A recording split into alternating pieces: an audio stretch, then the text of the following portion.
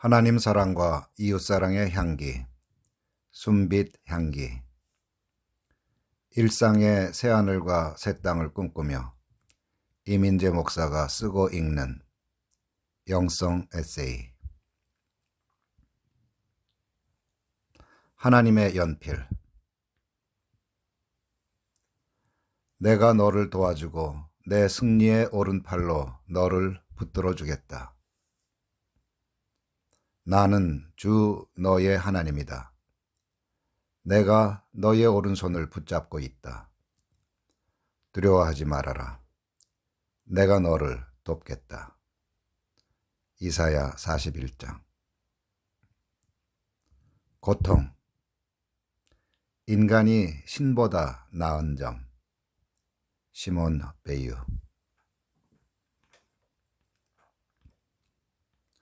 연금술사의 작가 파올로 코엘료는 수필집 흐르는 강물처럼에서 연필에 대해 묵상하며 삶을 이야기한다. 첫째, 연필을 이끄는 손과 같은 존재가 있다. 사람들은 그 존재를 신이라고 부른다. 연필이 손을 따르듯 삶은 그분의 뜻을 따라야 한다. 둘째, 우리는 가끔 쓰던 걸 멈추고 연필을 깎아야 한다.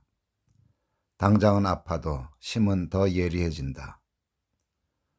우리는 삶의 고통을 통해 더 나은 사람이 된다.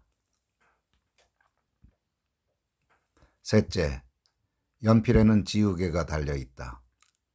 지우개는 잘못을 바로잡는다.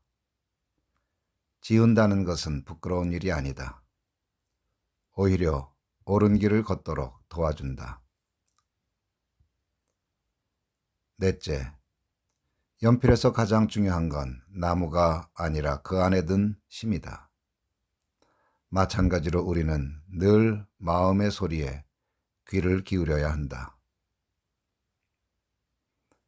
다섯째, 연필이 지나간 곳에는 반드시 흔적이 남는다. 사람도 흔적을 남긴다.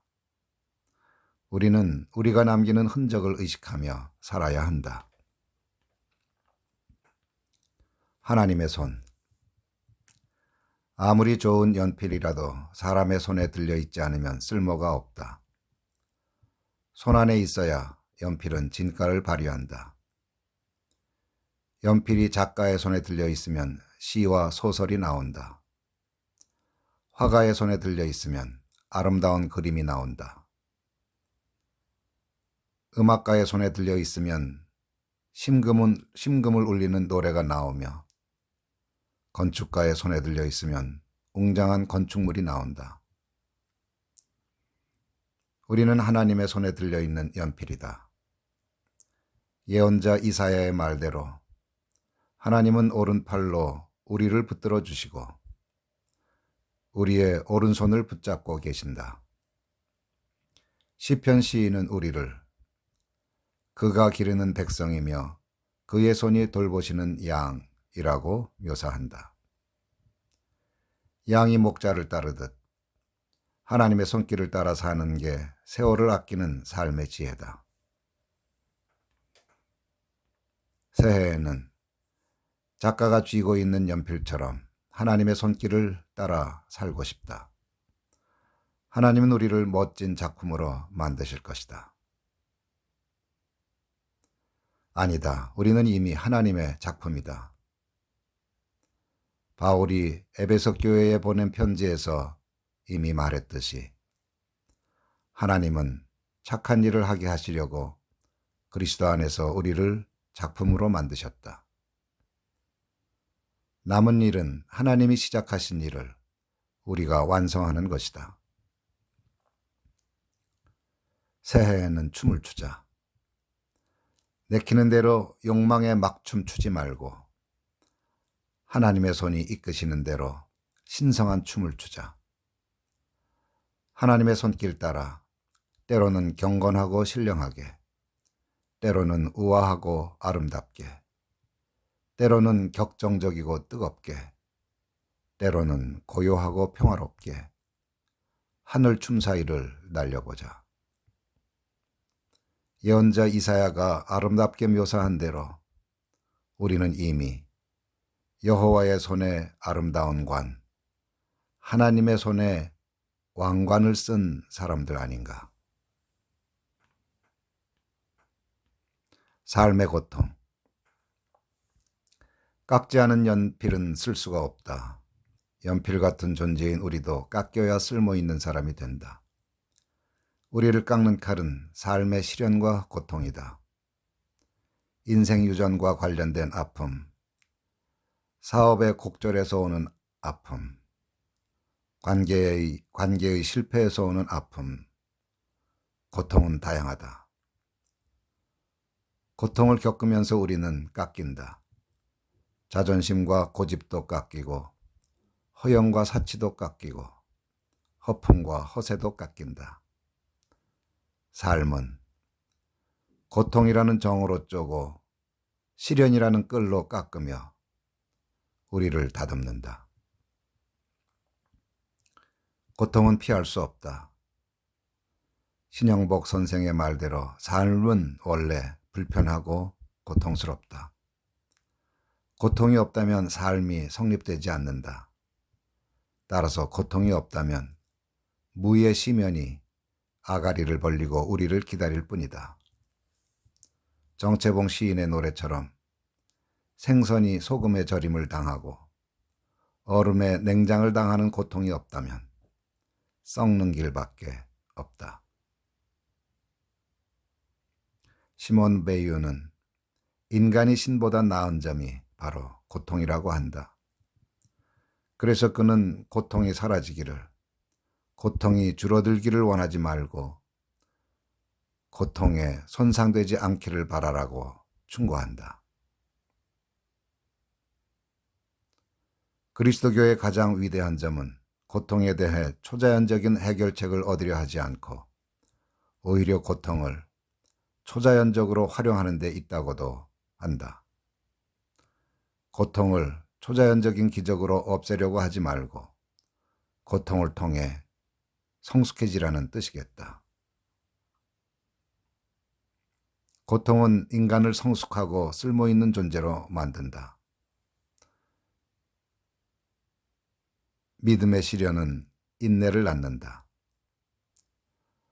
환난은 인내력을 낳고 인내력은 인격을 단련하고 단련된 인격은 희망을 낳는다. 시편 시인은 아예 고난을 당한 것이 내게 유익이라고 말한다. 그래서인지 바울은 환난을 자랑한다고 하고 베드로는 여러 가지 시련을 당해도 기뻐하라고 권고한다. 새해에도 삶이 고단하고 힘들 때가 있을 것이다. 그럴 때마다 기억해야 할 성경 말씀이 있다.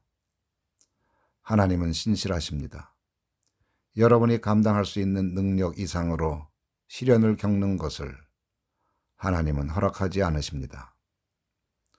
하나님께서는 시련과 함께 그것을 벗어날 길도 마련해 주셔서 여러분이 그 시련을 견뎌낼 수 있게 해 주십니다. 실수 지우개.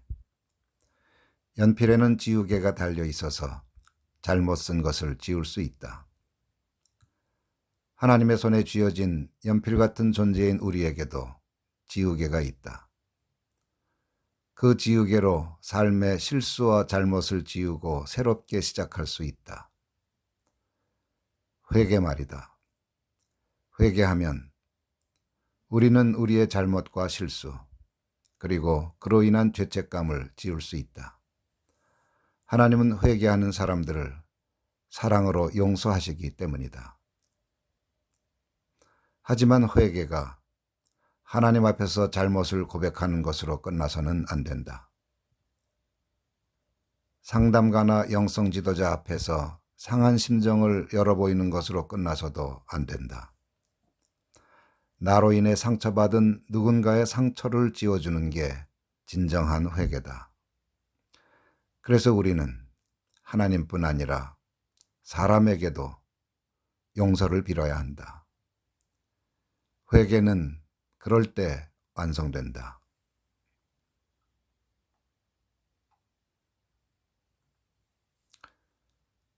새해. 지난 한 해의 모든 실수와 잘못을 내려놓자. 사람들에게 품고 있는 서운함, 억울함, 배신감 같은 감정도 지워버리자. 쉽게 끊지 못하고 있는 구습과 악습도 주님께 맡기자. 내가 상처를 준 사람에게 용서를 빌 수 있는 용기를 달라고. 올해에는 얼룩진 생을 되풀이하지 않게 해달라고 기도하자. 우리에게 회개라는 지우개가 있음을 잊지 말자. 이렇게 맞이하는 새해는 홀가분할 것이다. 새 하늘과 새 땅이 될 것이다. 하나님의 나라는 회개에서 시작한다. 회개는 새롭고 신선하고 생기 있는 삶으로 들어가는 문이다. 삶의 시련은 회개를 촉구하는 영혼의 종소리다. 회개로 이끄는 삶의 시련은 가장 빛나는 삶의 은총이다. 존재의 심. 연필에서 가장 중요한 것은 심이다. 내 초등학교 시절 향나무 연필이 귀했다. 그 연필은 부드럽게 깎였고 향기도 좋았다. 어느 날 교회에서 향나무 연필 한 자루를 선물로 받았다. 무척 기뻤다. 하지만 조금만 힘을 줘도 심이 부러지는 통에 당최 쓸 수가 없었다. 좋아하다가 그만 바닥에 떨어뜨려 심이 골았기 때문이다. 얼마나 실망했는지 모른다. 나무가 좋아도 심이 부실하면 연필을 제대로 쓸 수가 없다. 심이 아예 없다면 연필은 있으나 마나다. 하나님의 손에 쥐어진 연필 같은 존재인 우리에게도 심이 있다. 이름하여 존재의 심. 존재의 심을 우리는 영혼, 속사람, 참자, 영혼의 핵, 영혼의 불꽃, 하나님의 씨앗, 중심이라고 부르기도 한다. 이 존재의 심이 부실하거나 골았다면 사람다운 사람이 될 수 없다. 사람 구실도 제대로 할 수가 없다. 마이스터 에크하르트에 따르면 존재의 심인 영혼의 핵은 하나님의 활동 장소다. 그 안에서 하나님은 아들을 낳으신다. 이때 우리는 하나님의 아들이 되고 딸이 되고 귀인이 된다. 그래서 바울은 기도한다. 아버지께서 영광의 풍성하심을 따라 성령을 통하여 여러분의 속사람을 능력으로 강건하게 하여 주시기를 기도합니다. 속사람이 바로 존재의 심이다. 성 디오니시우스는 제자 디모테오에게 영혼의 중심에 머무르라고 하면서 이렇게 권면한다. 사랑하는 내 아들 디모테오야, 너는 마음을 고요하게 하고 내 자아를 넘어 솟아올라라. 그리고 들어가라. 내 능력과 내 성격을 넘어 고요한 비밀의 어둠 속으로. 그러면 모든 신위에 계신 알려지지 않은 하나님을 알 수 있으리라. 그렇다. 중심에 머무르려면 자아를 넘어서야 한다. 성격도 넘어서야 한다. 고요한 비밀의 어둠 속으로 들어가야 한다. 그곳이 존재의 심이다. 그곳에서 하나님은 자신을 계시하신다. 영혼의 흔적. 연필이 지나간 곳에는 흔적이 남는다. 모든 사람은 연필처럼 흔적을 남긴다. 예술가처럼 아름다운 흔적을 남기는 사람도 있고 전문가처럼 완벽한 흔적을 남기는 사람도 있다. 하지만 아무리 세월이 흘러도 흔적이 어지러운 사람이 있다. 서툴기만 하고 미숙한 티를 벗지 못하는 사람이 있다. 기독교인은 무슨 흔적을 남겨야 할까? 기독교인을 성도라고 부른다. 성도. 거룩한 무리라는 뜻이다. 성도가 바로 세인트, 곧 성인이다. 기독교인은 성인의 흔적, 곧 영혼의 흔적을 남겨야 한다. 초기 기독교인들은 5가지 영혼의 흔적을 남겼다. 첫째, 머무름의 흔적이다. 초대교회는 기도와 말씀, 예배와 성례를 통해 하나님의 현존에 머무르려 했다. 영성의 흔적이요 관상의 흔적이다. 이걸 초대교회에서는 레이뚜르기아라고 불렀다. 둘째, 사귐의 흔적이다. 그리스도를 주로 고백하는 사람들의 사귐은 아름다웠다. 그들은 하나였다. 남자도 여자도, 그리스인도 이방인도, 자유인도 종도 그리스도 안에서 하나였다. 그리고 믿는 사람들은 모두 함께 지내며 모든 것을 공동으로 소유했다. 사도행전은 초대교회 성도들을 이렇게 묘사한다. 그래서 그들은 모든 사람에게서 호감을 샀다. 코이노니아의 흔적이었다. 셋째, 배움의 흔적이다. 초대교회는 끊임없이 가르치고 배우는 교회였다. 말씀을 배우는 사람은 가르치는 사람과 모든 좋은 것을 함께 나누었다. 바울은 이렇게 권고하기도 했다. 그리스도의 말씀이 여러분 가운데 풍성히 살아있게 하십시오. 온갖 지혜로 서로 가르치고 권고하십시오. 초대교회는 디다케의 흔적을 남겼다. 넷째, 나눔의 흔적이다. 초대교회 성도들은 받은 것, 배운 것, 가진 것을 줄기차게 나눴다. 복음을 나눴고 먹을 것을 나눴다. 어딜 가나 예수가 그리스도이심을 증언했고 쉬지 않고 행복에 대한 진실, 곧 복음을 전했다. 그들이 가는 곳과 머무는 곳에는 캐리그마의 흔적이 남았다. 다섯째, 섬김의 흔적이다. 초대교회는 조직이기 이전에 공동체였다.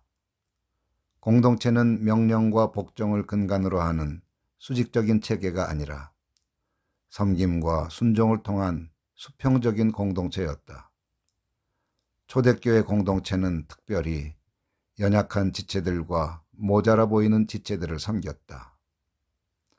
이러한 섬김은 사회정의로 발전하였다. 초대교회는 가난하고 힘없고 소외된 사람들을 섬겼다. 디아코니아의 흔적이다. 새해에 우리의 삶에는 어떤 흔적이 남을까?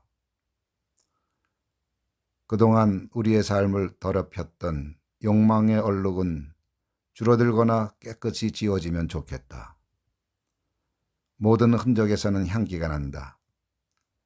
새해에는 머무름과 사귐과 배움의 향기, 나눔과 섬김의 신성한 향기가 더욱 강렬해지면 좋겠다.